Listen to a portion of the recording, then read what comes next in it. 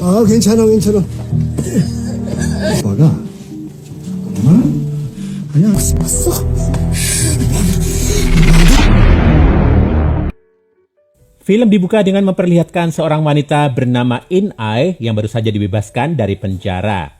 Ia merupakan mantan bodyguard yang dipenjara selama 1 tahun 6 bulan atas tuduhan penyerangan terhadap seorang pejabat. Sesampainya di rumah, ia disambut oleh sang adik yang bernama Eun Hye. Dari tingkah lakunya, terlihat kalau Eun Hye mengalami keterbelakangan. Esoknya, In Ai terbangun dan mendapati kado dari adiknya. Kado itu berisi high heels dan gaun berwarna merah. Sementara itu, di sekolahnya, Eun Hye tampak dibully oleh teman-temannya. Gak sampai di situ, sepulang sekolah, teman-temannya itu mengajak Eun Hye ke tempat karaoke. Sebenarnya, Eun Hye sudah meminta agar diizinkan pulang, tapi mereka nggak peduli. Mereka bahkan melepaskan baju Eun Hye dan merekamnya. Setelahnya, video itu dikirimkan ke teman-teman lelaki mereka. Mereka pun berencana menjadikan Eun Hye sebagai umpan bagi om-om kaya berhidung belang. Waduh, FBI, ada penjahat serabi lempit nih. Ketika Eun Hye hampir digenjot oleh om-om hidung belang, teman-teman lelakinya datang dan memukuli pria tua itu. Lalu mereka mengambil ATM-nya. Merasa ketagihan, teman-teman laknatnya pun kembali menjadikan Eun Hye sebagai umpan untuk om-om lainnya. Di sisi lain, In Ai yang cemas karena adiknya nggak kunjung pulang pun akhirnya mulai mencarinya. Tapi hingga pagi tiba, adiknya itu belum juga ketemu. Bahkan nomornya juga mati. In Ai pun memutuskan untuk pergi ke sekolah Eun Hye. Sayangnya, adiknya nggak ada di sana. Saat In Ai bertanya pada wali kelas, pria itu malah memberi jawaban yang nggak memuaskan. Ketika In Ai pergi dari sana, seorang murid menghampirinya dan memperlihatkan video yang menunjukkan saat Eun Hye di-unboxing teman-temannya. Tanpa pikir panjang, In Ai langsung menemui para pembuli adiknya itu untuk menanyakan keberadaan adiknya. Tapi karena para pembuli itu malah terkesan gak peduli, In Ai pun segera memukul mereka semua. In Ai juga menemui si lelaki yang ikut membuli adiknya. Di sana dengan mudahnya, In Ai langsung membuatnya gak berdaya. Akhirnya lelaki itu pun menceritakan apa yang sebenarnya terjadi semalam. Ketika para lelaki itu memasuki kamar hotel, rupanya Eun Hye sedang bersama pria yang terlihat kuat. Seketika nyali mereka pun ciut dan mereka malah mengatakan kalau mereka akan melaporkan pria itu ke polisi karena bercocok tanam dengan bocil pink. Tapi pria bernama Han Sang-man itu ternyata punya otak pintar. Ia mengambil pisau dan menusuk kakinya sendiri. Lalu pisau itu diberikan pada salah satu dari mereka. Ia pun memberi pilihan pada mereka, dilaporkan atas tindakan penyerangan atau memberinya 10 juta won. Ternyata pria itu bekerja di salah satu tempat peminjaman uang. Para anak lelaki itu pun terpaksa meminjam uang dan uangnya diberikan pada Sang-man. Mendengar cerita lelaki itu, In Ai pergi dari sana dan menghubungi nomor di kartu nama tempat Sang-man bekerja. Karena teleponnya nggak diangkat, In Ai pun menghubungi polisi. Tapi polisi belum bisa memprosesnya karena masih rancu apakah Eun Hye diculik atau hanya kabur. Sementara itu, rupanya Sang-man telah menjual Eun Hye ke sebuah tempat pijat yang ada tambahan plus-plusnya. Tempat pemijatan itu dikelola oleh seorang pria bernama Jung. Di lain sisi, In Ai mendatangi tempat Sang-man bekerja. Tapi di sana, ia hanya bertemu dengan bawahannya. Usai menghajar pria itu, akhirnya In Ai mendapatkan nomor telepon Sang-man beserta informasi tentang mobil yang dinaikinya. Di tempat pemijatan, Eun Hye diminta oleh Jung untuk menganu rudalnya. Tapi Eun Hye malah menggigitnya sampai berdarah. Duh, ngilunya sampai ke sini. Jung lantas menelpon Sang-man untuk meminta uangnya lagi. Kembali lagi ke In Ai. Setelah menemukan mobilnya Sang-man di parkiran, ia pun menunggu kedatangan pria itu. Esoknya ketika Sang-man memasuki mobilnya, In Ai pun langsung mengikutinya. Dalam perjalanan, In Ai menelpon Sang-man dan menanyakan keberadaan adiknya. Tapi si mata keranjang ini malah meminta uang pada In Ai.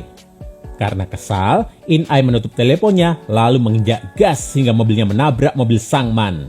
Lalu ia membuka mobil Sang-man dan menyetrumnya hingga gak sadarkan diri. Kemudian In Ai mengikat leher Sang-man. Ketika Sang-man terbangun, In Ai memintanya untuk mengantarnya ke tempat adiknya. Tapi di perjalanan, Sang-man menabrakkan mobilnya. Lalu ia mencoba melawan In Ai. Untungnya, In Ai berhasil melumpuhkannya. Setelah memasukkan Sangman ke bagasi, In Ai menggunakan ponselnya untuk menghubungi Jung dan berpura-pura sebagai bawahan Sangman. Sayangnya, Jung malah mengatakan kalau Sangman nggak perlu mengganti uangnya karena ia telah menjual Eun Hye ke tempat lain. In Ai yang sudah kesal pun langsung menuju ke tempat Jung dan membuat keributan di sana. Setelah melumpuhkan para penjaga, In Ai terlibat perkelahian dengan Jung. Untungnya, dengan jurus selangkangannya, In Ai berhasil membuat pria itu kalah.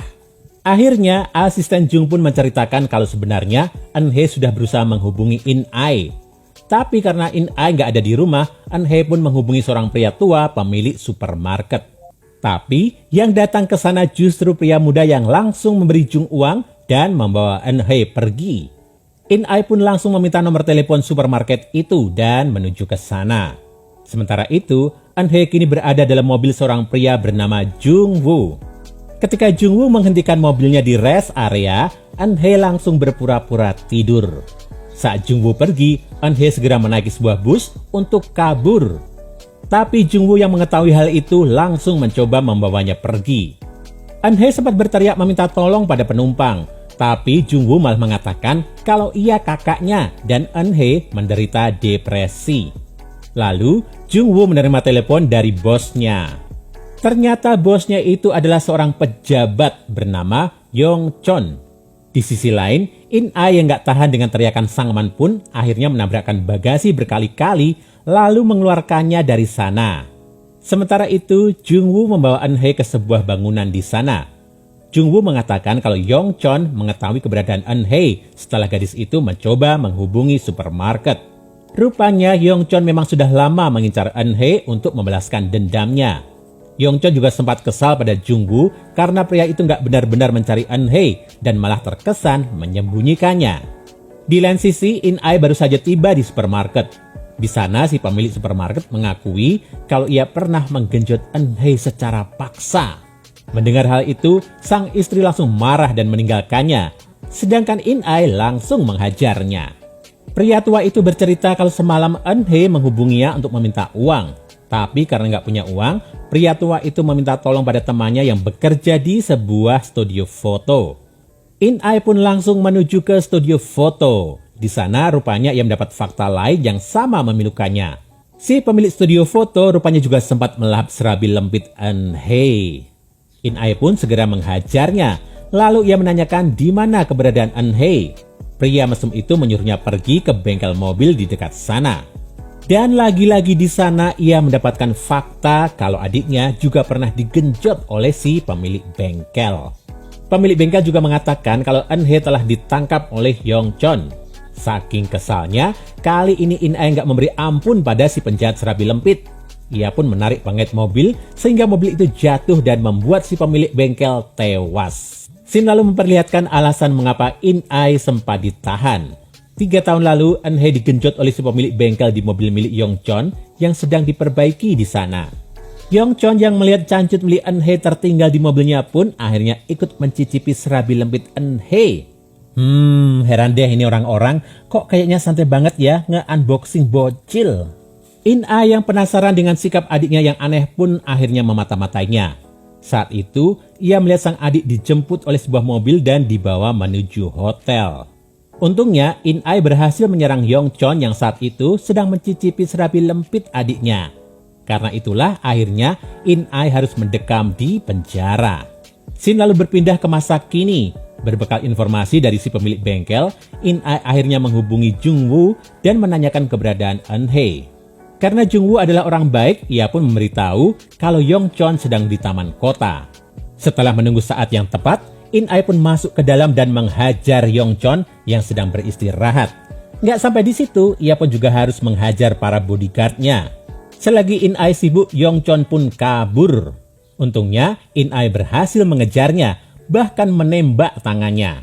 Sayangnya, mobil In Ai terperosok sehingga ia kehilangan jejak Yong Chon. Yong Chon lalu menelpon Jung Woo dan menyuruhnya membunuh Eun Hye. Sementara ia akan menunggu para bodyguardnya di parkiran. Tapi Jung Woo berkhianat dan malah memberikan informasi itu pada In Ai. Malam harinya, Yong Chon yang mengetahui perbuatan Jung Woo akhirnya membunuhnya. Akhirnya, In-ai pun menghadapi seluruh bodyguard Yongchon seorang diri.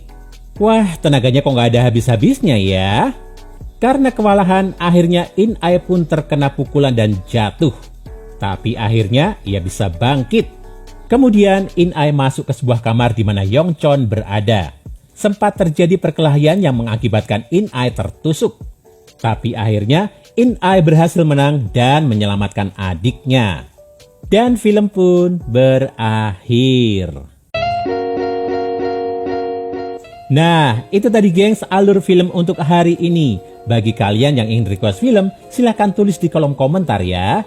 Jangan lupa klik subscribe dan nyalain lonceng notifikasimu untuk menikmati alur cerita film menarik lainnya. Sampai ketemu lagi di video selanjutnya.